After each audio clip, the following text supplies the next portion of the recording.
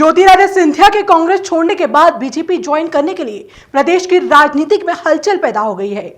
एक और बीजेपी के वरिष्ठ नेता ज्योतिरादित्य सिंधिया के बीजेपी ज्वाइन करने पर खुशी जाहिर कर रहे हैं। वहीं बीजेपी के नेता पूर्व विधायक सत्यनारायण सत्तन ने इस संपूर्ण कार्रवाई को गलत बताया। बीजेपी के वरिष्ठ नेता और पूर्व विधायक सत्यनारायण सत्तन कहा कि यह घटनाक्रम केवल राजनीतिक लाभ पाने के उद्देश्य से किया गया है, क्योंकि सिंधिया जी ने पार्टी की विचारधारा से प्रभावित होकर बीजेपी ज्वाइन की है। उन्होंने कहा कि ज्योतिरादित्य सिंधिया ने अपनी संख्या बल के माध्यम से अपनी सरकार को गिराने में अपना महत्वपूर्ण योगदान दिया है। क्योंकि पार्टी में अगर वैचारिक मतभेद होते हैं तो वह पार्टी एक दूसरे के हितों की रक्षा के लिए काम करती है, लेकिन सिंधिया जी का मकसद केवल खुद के लाभ के पाने को लेकर ही है। ऐसे लोगों के मन में पार्टी देश राष्ट्र की भावना नहीं होती है, इसमें केवल खुद का स्वार्थ होता है। वहीं सिंधिया जी के समर्थक कहते हैं कि पार्टी में उनकी अवमानना हो रही थी, उन्हें कोई सुनता नहीं था, इसलिए उन्होंने कांग्रेस पार्टी को छोड़ा।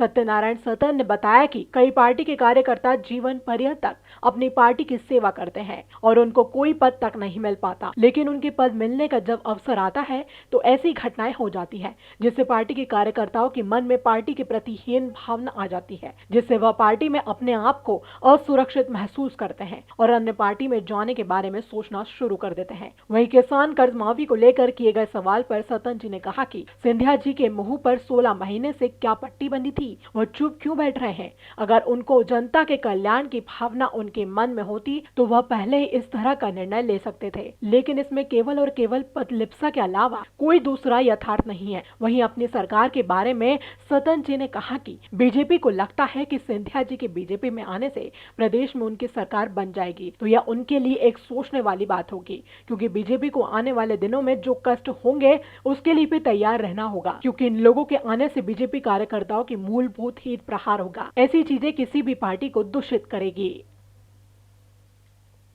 इंदौर से खुशबू यादव की रिपोर्ट।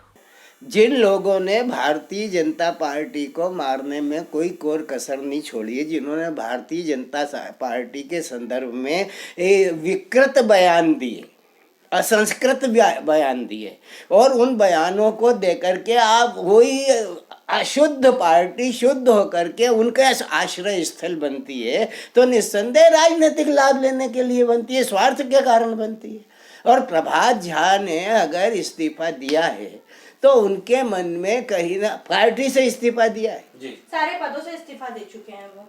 हाँ, सारे पदों से इस्तीफा दे करके उन्होंने उसी भावना का परिचय दिया है जिस भावना को लेकर के भारतीय जनता पार्टी और भारतीय जनसंघ की निर्मित हुई थी। राजमाता जी के माध्यम से जो भी कुछ हुआ है वो इस पार्टी के उन्नयन का कारण है। सर इस तरफ जनता को झेलना पड़ सकते हैं। अगर भारतीय राष्ट्रीय कांग्रेस के सारे विधायक शेष जो अब सदन में बचे हैं, वो शेष सारे के सारे विधायक अपना त्याग पत्र एक साथ प्रस्तुत करते हैं तो चुनाव होने की स्थिति निर्मित होती। लेकिन कमलनाथ जी का तो कहना यह है, उनके जो मंत्री हैं मंडल, उन्होंने कहना है कि नहीं, सरकार बनी हुई है, उस पर कोई असर नहीं पड़ेगा, हमारी सरकार बनी हुई है, उसको कोई आँच नहीं आने देंगे। ये आत्मविश्वास नहीं, केवल जनता को और अपनी स्थिति को कुछ समय के लिए संभालने के लिए दिया हुआ बयान है। जहाँ तक इन लोगों के द्वारा वहाँ से पलायन किया गया तो संख्या कम हुई है, बढ़ेगी कहाँ से? संख्या तो उतनी ही है ना, है? सीट तो 220 ही है, 230 ही है जो, तो उन संख्याओं के बढ़ने घटने का तो कोई क्रम ही नहीं होता, संख्या तो वही है। और उसमें से अगर 19-20 लोग निकल जाते हैं तो जो माइनस माइनस, ये कोई गणित का सवाल हल करना थोड़ा ही है कि माइनस माइनस प्लस हो जाते हैं। तुम्हारे लिए तो माइनस ही है ना, वो इनके लिए प्लस हैं, वो भारतीय जनता पार्टी के लिए प्लस हैं। लेकिन भारतीय जनता पार्टी की रीति नीति को संचालित करने वाले लोगों की भी वृत्ति जो है सुरसा की तरह सत्ता की प्राप्ति के लिए ही है। हिंदुस्तान मध्य प्रदेश में लोग आज भी शिवराज को प्यार करते हैं, उसकी रीतियों का समर्थन करते हैं, लेकिन कतिपय लोगों की स्थितियों को देखते हुए, उनके द्वारा किए हुए कार्यों को देखते हुए जो परिवर्तन आया था, उस परिवर्तन को स्वीकार करना प्रजातांत्रिक दायित्व था, जनता का निर्णय था, जनादेश था। उस जनादेश को स्वीकार करके अपने आप को शांत भाव से देखना था। लोगों के मन में अपने आप ही घृणा हो जाती।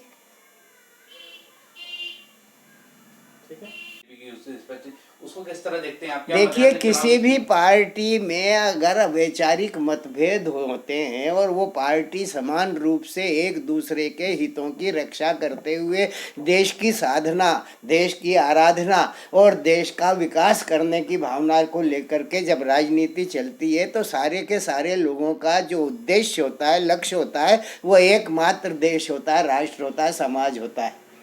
ना तो इनका लक्ष्य देश है ना समाज है, इनका लक्ष्य केवल वैयक्तिक लाभ है। और इस वैयक्तिक लाभ में केवल ये कहा जा रहा है कि उनकी अवमानना हो रही थी, उन्हें सुना नहीं जा रहा था। पार्टी में बहुत सारे कार्यकर्ता ऐसे होते हैं जो जीवन पर्यंत पार्टी का काम करते हैं और उन्हें कुछ प्राप्त नहीं हो पाता, और उनके स्थान पर जब प्राप्ति का अवसर आता है तब उनके साथ में इस तरीके की घटनाएं घटित हो जाती हैं। अब ये जो परिवर्तन हुआ है, ये प्रजातांत्रिक पद्धतियों को ध्यान में रखते हुए अगर उसे उचित माना जाता है तो ठीक है, लेकिन ये संपूर्ण कार्यवाही गलत है। सर, परेशान हैं कि उन्होंने इस तरीके का कदम उठाया है, नाराज है, और उधर ही ज्योतिराज सिंधिया के तुरंत बीजेपी ज्वाइन करते हैं, इस तरीके के जो पद है उससे निष्कासन देखा जा रहा है। तो आगे क्या लगता है कि बीजेपी के कई और नेता भी इसका विरोध करेंगे? देखिए, विरोध जो है राजनीति का मूल धर्म है, और सिंधिया जी के द्वारा किया जाने वाला कार्य वैयक्तिक कार्य है।